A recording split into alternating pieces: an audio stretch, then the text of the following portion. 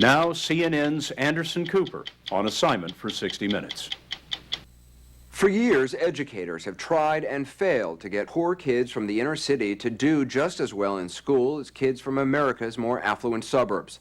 Black kids still routinely score well below white kids on national standardized tests. But a man named Jeffrey Canada may have figured out a way to close that racial achievement gap. What he's doing has been called one of the most ambitious social experiments to alleviate poverty of our lifetime. His laboratory is a 97-block neighborhood in Harlem, which he's flooded with a wide array of social, medical, and educational services available for free to the 10,000 children who live there. It's called the Harlem Children's Zone. Ed Bradley first reported on Jeffrey Canada 3.5 years ago, but back then there was no way to tell if his children's zone was working. Today, however, results are in, and they're nothing short of stunning. So much so that the White House is now taking notice. For Jeffrey Canada, however, it's just a start. You grow up in America and you're told from day one, this is the land of opportunity, that everybody has an equal chance to make it in this country. And then you look at places like Harlem and you say that is absolutely a lie. So you're trying to level the playing field between kids here in Harlem and what, middle-class kids in a suburb? That's exactly what we think we have to do. You know, if you grow up in a community where your schools are inferior, where the sounds of gunshots are a common thing, where you spend your time and energy not thinking about algebra or geometry, but about how not to get beat up or not to get shot or not to get raped. When you grow up like that, you don't have the same opportunity as other children growing up, and we're trying to change those odds. He's trying to change those odds on a scale never before attempted. His goal, to break the cycle of poverty in an entire neighborhood by making sure all the kids who live there go to college. That's what it's all about. You really believe that's possible, to break that cycle? Absolutely know we're going to do it.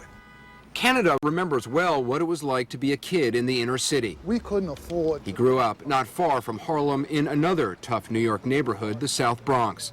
Abandoned by his father, he and his 3 brothers were raised by their mother, who was barely able to get by. When I first found out that Superman wasn't real, I was about maybe 8. And I was talking to my mother about it, and she was like, no, there's no Superman. And I started crying, and the chaos, the violence, the danger, no hero was coming. Canada got lucky, however. As a teenager, his grandparents moved to the suburbs, and he went with them. He got into Bowdoin College and then the Harvard School of Education. Good morning, boys and girls. He's been working with kids in Harlem virtually ever since. To do it, Jeffrey Canada decided to build his own school in the Harlem Children's Zone. Right now, there's some 1,200 kids enrolled from kindergarten to the 10th grade. It'll eventually expand all the way through the 12th grade. We've created a school to help you all become the smartest boys and girls in the country. It's a charter school, so Canada is able to run it his way, free from the bureaucracy and restrictions of the public school system. There's 1 adult for every 6 students. Classes are smaller and school days longer. Kids come in on Saturdays, and summer vacation, that only lasts 3 weeks. We will always ask permission before leaving the group? Yeah.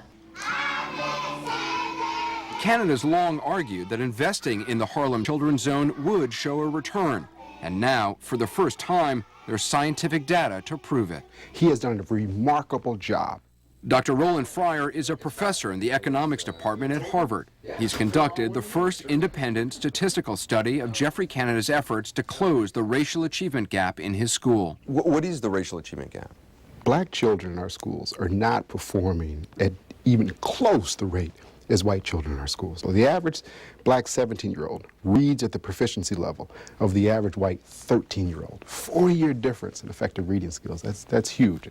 But when Dr. Fryer analyzed 4 years' worth of Promise Academy test scores, he discovered something remarkable. At the elementary school level, he closed the achievement gap in both subjects, math and reading. Actually eliminating the gap in elementary school. We never say anything like that. Absolutely eliminating the gap. The gap is gone, and that is absolutely incredible. Last year, according to New York State data, 100% of Canada's 3rd graders scored at or above grade level in math. Good job. Narrowly outperforming their white peers in the city's public schools. 96? Is that the answer? Yes. Even more impressive, Canada's impact on middle schoolers, kids who enrolled in the Promise Academy in the 6th grade.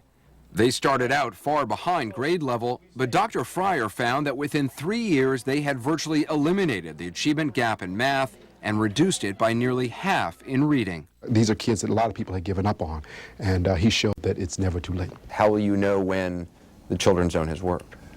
When I see my kids by the thousands with degrees, I will say this is what we set out to do, and we've done it. We've got our kids in the best schools in America. They're going to be successful. They'll be competing with everybody else all over the country. People will be looking for kids from Harlem, saying, oh, those kids are so great from Harlem. We need more kids from Harlem to come in. Then we'll be successful.